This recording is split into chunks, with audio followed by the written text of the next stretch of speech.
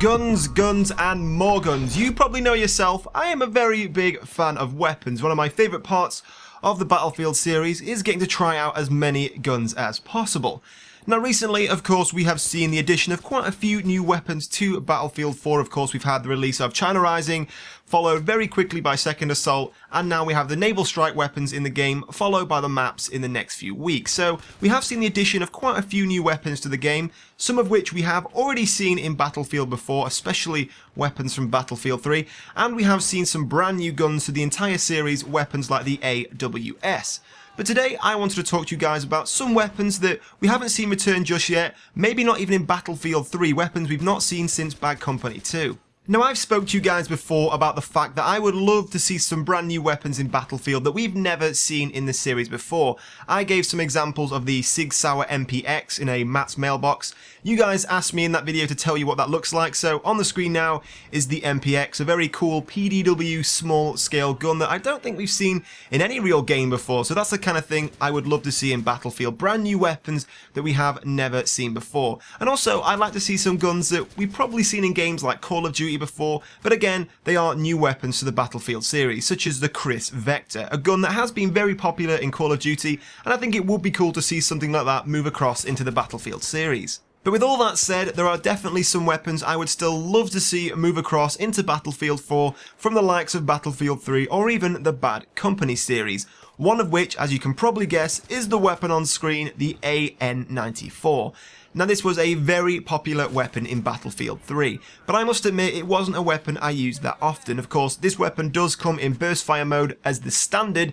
You can then switch that up to be fully automatic. Now, it did have a slow rate of fire, but it did make it very accurate at range, and it did pack a serious punch.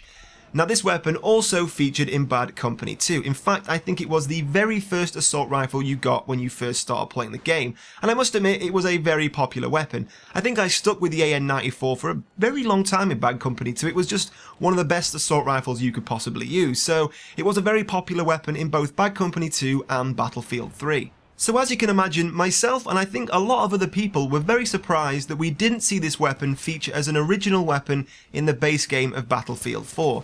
And on top of that, it still didn't feature as a brand new weapon in the Second Assault DLC. Of course, if you were going to see the return of any popular weapons from Battlefield 3, you would assume you'd see them in the Second Assault DLC. Now of course we do still have two more DLCs to be released. We have Dragon's Teeth and Final Stand, neither of which we know any of the weapons to be released with yet, so there is still hope that we could see the return of the AN-94, but it is very surprising that this didn't feature as a base weapon in the game. As I said, it was one of the first weapons you unlocked in both Bad Company and Battlefield 3. Now I personally thought this weapon was definitely a little bit better in Bad Company 2. The iron sights in Battlefield 3, as you can see I am using here, weren't the best iron sights in the world, and I think the rate of fire was probably a little bit quicker in Bad Company 2. But all the same, in both games it was a very great gun. Now another very cool weapon that I would love to see return from Bad Company 2 is the XM8 assault rifle. Now for any of you guys who didn't play Bad Company, the XM8 was a weapon made by Heckler & Koch, and it was the prototype version used between 2003 and 2005. Now since then, that weapon actually has gone into production and it is in service with the German military since 2010. It's a very cool looking weapon. It has a built-in handle with a sight built into that handle, very similar to the G36 light machine gun. Now this weapon hasn't featured in any game since Bad Company 2, and I think it would be really cool to see a weapon like this make a return in Battlefield 4. Now one of the advantages of Bad Company 2 for its weapon choice was the fact it was very light-hearted. The campaign was very tongue-in-cheek, the multiplayer was very arcadey, which allowed it to have a very wide choice of weapons that you wouldn't see in a much more serious game like Battlefield 3 or Battlefield 4. But that said, I would love to see some prototype weapons in Battlefield 4, I think it would change the pace of the game, and bear in mind Battlefield 4 is meant to be set in the future, it would be pretty cool to see some of these prototype weapons. Now one of the other advantages of Bad Company 2, for anyone who played it, will remember the first part of the campaign was set during the Second World War, which meant it had Second World War weapons in the multiplayer. Now this is why I wanted to ask you guys today, if you had the choice or the option to have some World War II weapons in Battlefield 4, is this something you would like to see?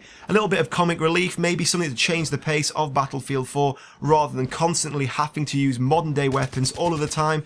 If you had the chance to have maybe the M1 carbine, maybe the Thompson, maybe some older German weapons, the MP44, would these be weapons you would like to see return into Battlefield? I myself would love those kind of weapons. I think the more varied weapons we have, the more fun and options we have in the game.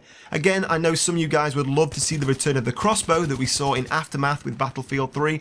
That's a very similar story. That added a different pace to the game, it allowed you to change your gameplay, and it was just something very different that we don't normally see. So I want to hear from you guys in the comments below. Which kind of weapons would you love to see added to the game? I myself would love the option to have some World War II weapons in there. I am a big fan of World War II stuff, and I just think it would make a big difference to the way the game is played.